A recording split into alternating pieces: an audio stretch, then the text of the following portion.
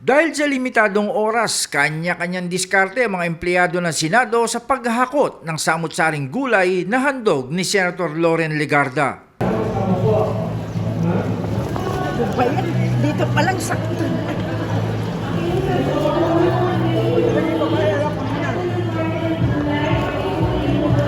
Ano to?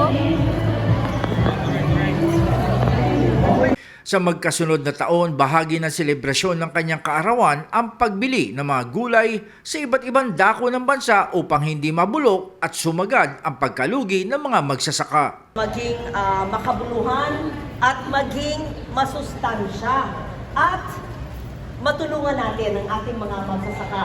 Ngayong panahon ito, ang ating mga magsasaka ay nangangailangan ng tulong hindi lamang sa abono, kundi na rin sa pagbenta ng kanilang produkto sa merkado.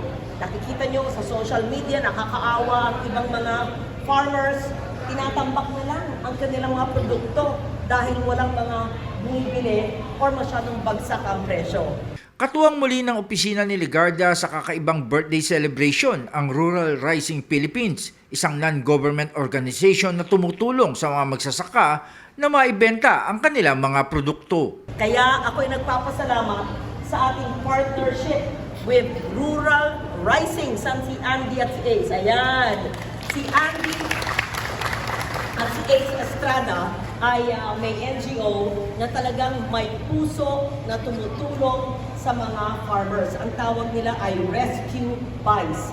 Ang mga inialok ng mga gulay ay mula sa iba't ibang lalawigan. Ang ating tinutulungang mga farmers ay taga Ilocos Sur at Nueva Vizcaya at Nueva Ecija. Dami po. Aurora, Nueva Ecija, Nueva Vizcaya, Isabela, Pangasinan, La Union, Ilocos, including Batangas. Sa 3 taon na pagtulong ng Rural Rising Philippines, halos 3 milyong kilo na ng mga prutas at gulay ang kanilang nabili sa higit 4,000 magsasaka sa 39 na probinsya at 63,000 pamilya ang kanilang natulungan na.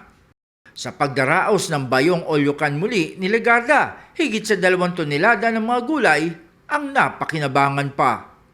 Jan Scosio, Radyo Inquirer Online, Bayan nagtatanong, mamaya nag-uusisa.